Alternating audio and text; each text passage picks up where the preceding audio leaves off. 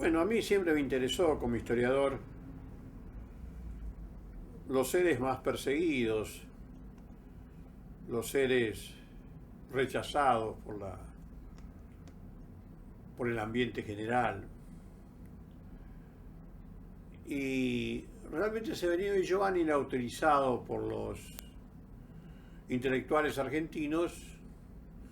Cuando había una persona mala se nombraba a Severino Di Giovanni. Entonces, bueno, yo me puse a investigar sobre Severino Di Giovanni. Empecé a descubrir cosas, vi las publicaciones que él hacía, los libros que él editaba. Tuve la suerte que tiene que tener el investigador histórico de encontrar testigos que lo habían conocido, los compañeros de él. Bueno, y me di cuenta que era una persona totalmente diferente a lo que decía la línea oficial. Por ejemplo, Beatriz Guido, una escritora muy nombrada en los años 50 y 60,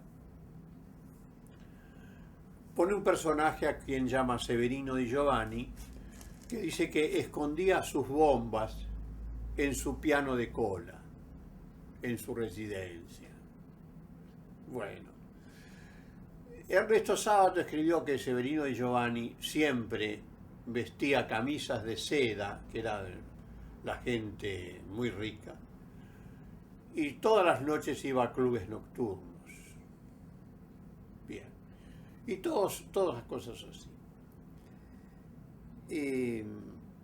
Y yo vi que las fotos policiales de él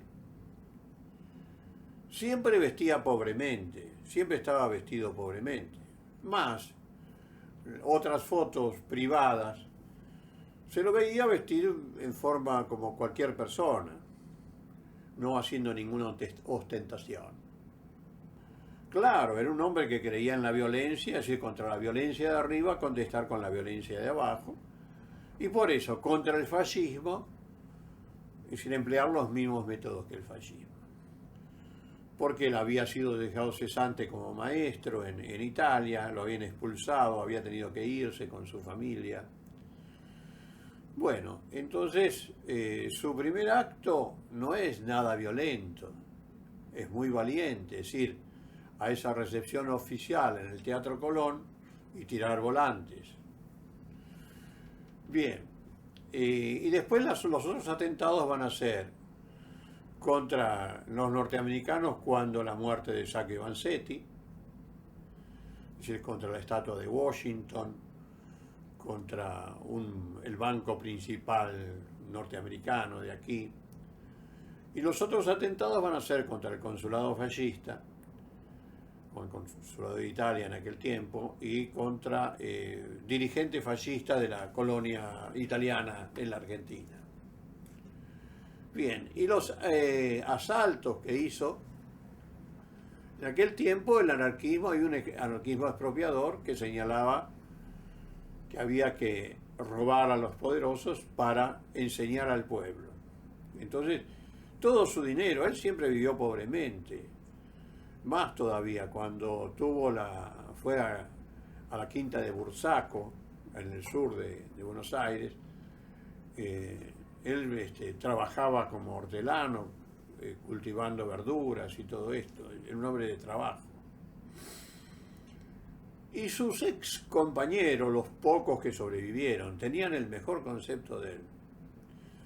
Y lo que más me llamó la atención fueron su periódico, Cúlmine, y después cuando encuentro las cartas de amor, que para mí son las cartas de amor más hermosas que he conocido en mi vida. Bueno, entonces me pongo en la investigación. Yo tuve mucha amistad con América, con la cual al principio ella no me recibió, porque creyó que iba a ser un libro, por supuesto, en contra de Severino. Pero cuando salió la primera edición, entonces se dio cuenta que era muy diferente, me recibió, y mantuvimos siempre durante largos años, largas entrevistas, Y entonces pude agregar más a las otras ediciones ya con las declaraciones de América Escarfó, que la pude visitar cuando ya estaba muy anciana, y que logramos rescatar las cartas de amor. Ella una vez me llamó, ya tenía 91 años, y me dijo: Osvaldo, quisiera volver a tener las cartas de Severino para acariciarlas sobre mi pecho. Y entonces yo hice todos los trámites oficiales, yo sabía dónde estaba.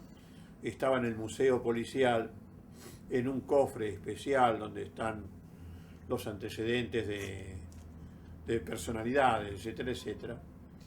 Hicimos todos los trámites y el ministro del Interior se dio el lujo, como hombre gran dadivoso, de devolver las cartas a América, que pudo tenerlas de nuevo consigo.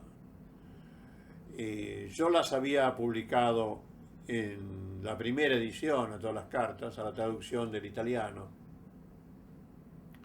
cosa que ella me lo reprochó, porque me dijo: esas cartas me pertenecen a mí.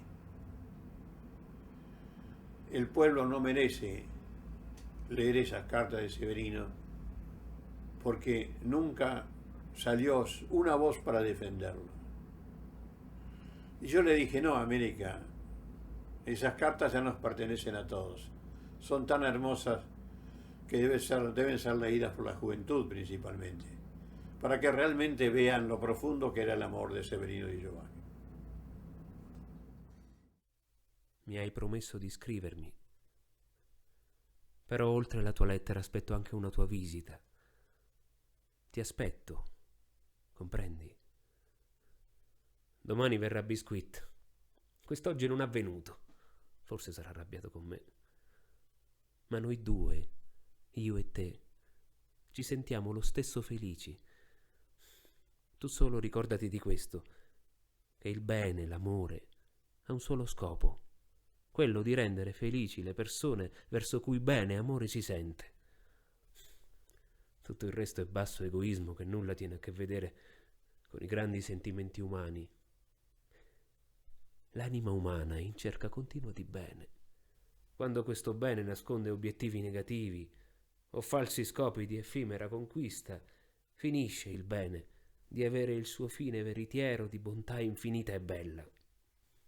Ti invio, mentre ti attendo con tutte le ansie mie, i fiori del bene, del cuore e della bellezza, allacciati con tanti bacioni sulle tue sottili labbra. Tuo.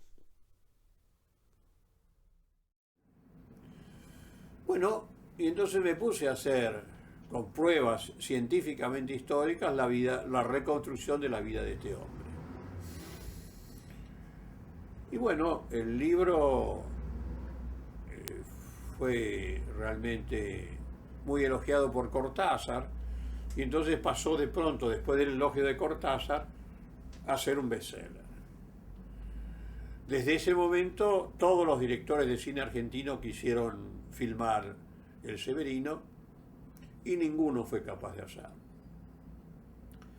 El libro de Severino di Giovanni fue prohibido por el gobierno peronista de Lastiri, y durante el gobierno peronista de Lastiri, de Perón y de la mujer de Perón, de Isabel Perón, no se permitió hacer el film. Después del regreso a la democracia, después de tantos años de estar prohibido el libro, de nuevo Leonardo Fabio, un director de cine, quiso filmarlo. Lo tuvo 16 años, no fue capaz de hacerlo, porque decía que, bueno, que este film sobre esta persona iba a ser siempre, iba a sufrir, cuando se diera en cines, iba a tener problemas de atentados y cosas de esto, provocaciones principalmente de la policía. Sé que Rossi, el director de cine, en principio quiso filmarla, Francesco Rossi, pero justo pasó la Strage da Milano, ese atentado. Entonces la RAI dijo no conviene justamente traer un film sobre este hombre porque estamos viviendo una situación muy difícil. Entonces aquí yo tuve largas polémicas, grandes polémicas con intelectuales que dijeron que mis libros ayudaron, mi libro del Severino Di Giovanni ayudó a la juventud a emprender el camino hacia la guerrilla. Bueno, es decir, yo lo hice totalmente en forma diferente, para que los que leyeran ese libro vieran cómo una personalidad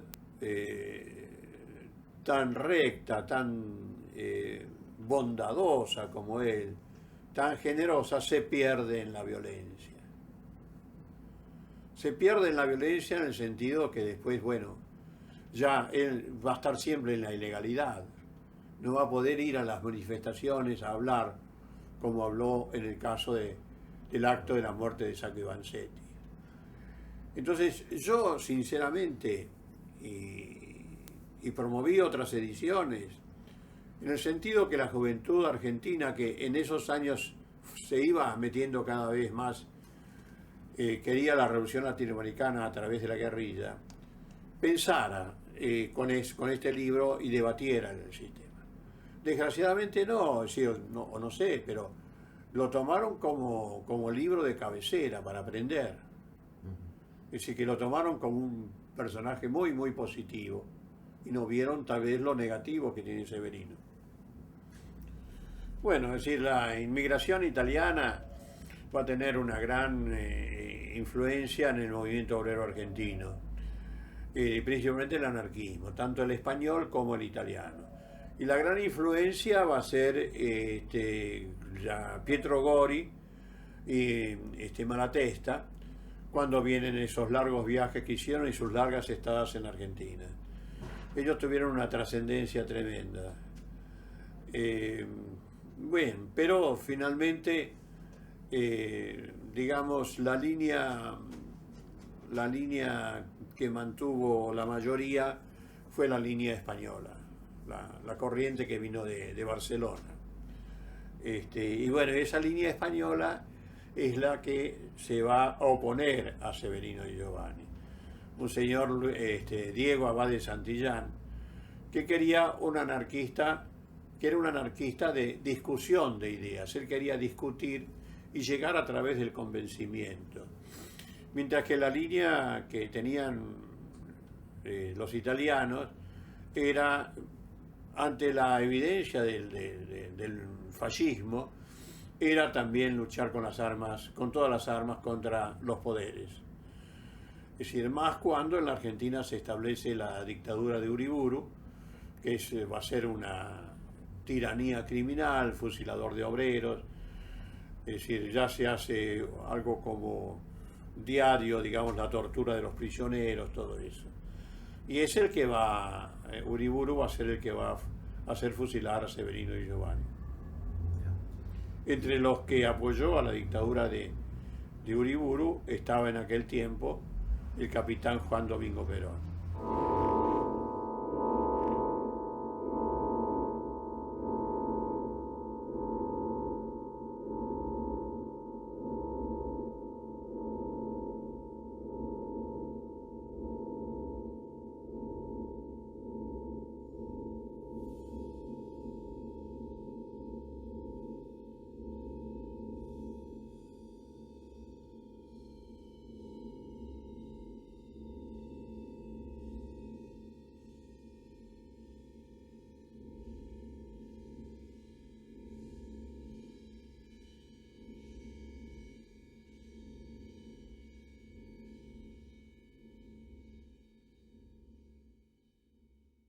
Bueno, yo creo que en Italia no tuvo trascendencia, porque primero en los años de Severino allá reinó el fascismo, así que hubo una absoluta censura, deben haber salido solamente el acto contra el Consulado General Italiano y tal vez el atentado contra el jefe fascista de la Boca, pero nada más.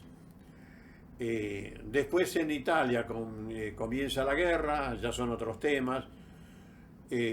Cuando cae el fascismo comienza la posguerra, es decir, que había otra temática totalmente diferente, y por eso esa temática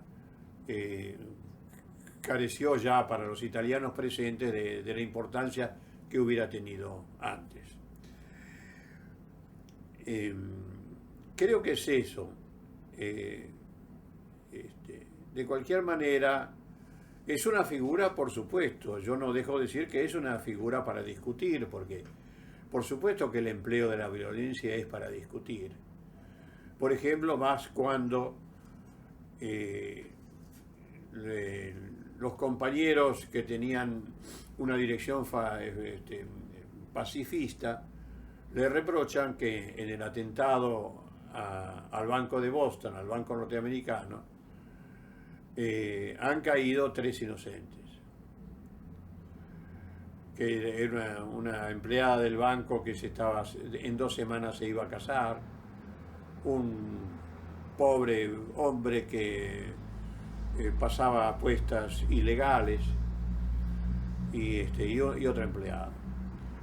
Y Severino y Giovanni, para explicar, dice: no hay inocentes, estamos todos comprometidos en la sociedad. Los principales inocentes son las víctimas del sistema.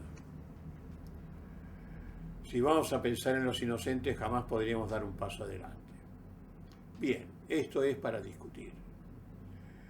Después de la experiencia de la última dictadura militar, de ese crimen horrendo que es la desaparición de personas, de la muerte de los mejores en la Argentina, de los jóvenes más talentosos.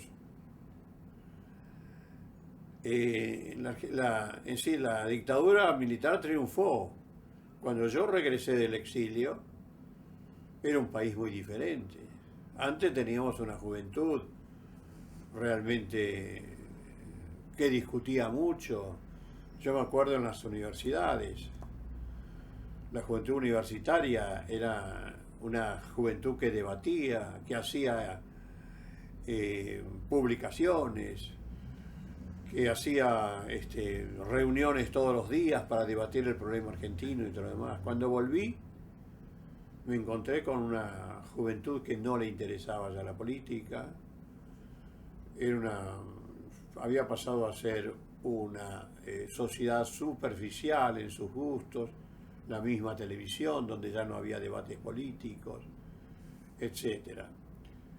Y por eso acepté gustoso volver a ser docente en la universidad, para volver a meter la gran problemática de la Argentina, la gran injusticia social, en un país de enormes riquezas, con poca población. Tenemos un 50% de niños en el nivel de pobreza.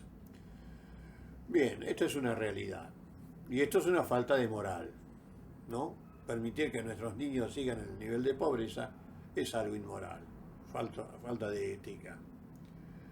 Y también de democratizar este país, porque aquí lo único que se elige son candidatos, pero no ideologías políticas.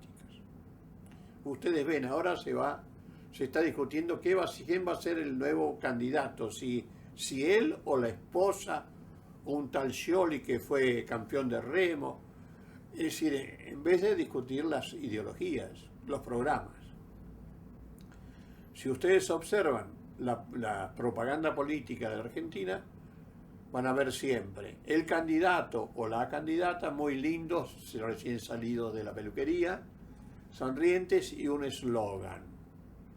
Por ejemplo, el otro día vi uno que decía: Patricia Bullrich, te quiero, país.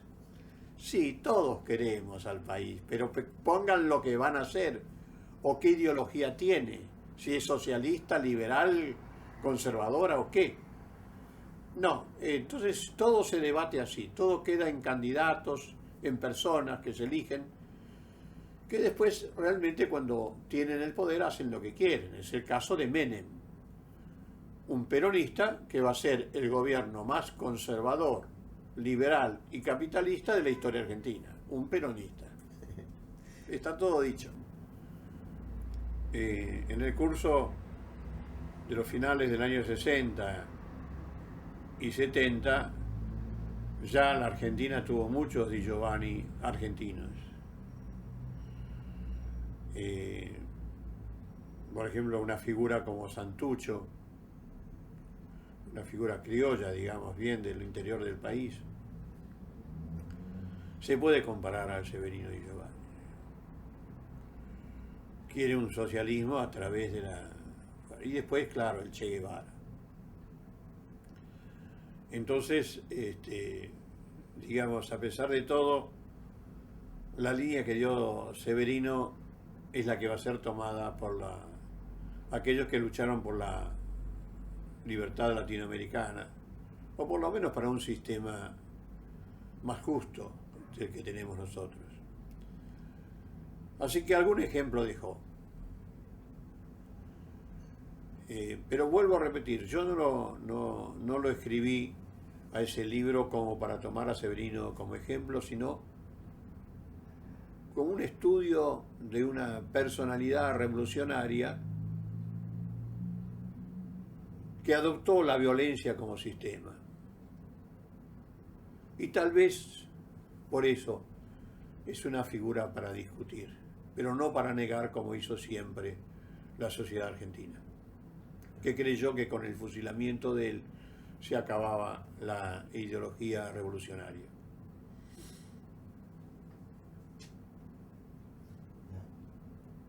¿Qué dice? Puede ser muy... Bueno. Gracias.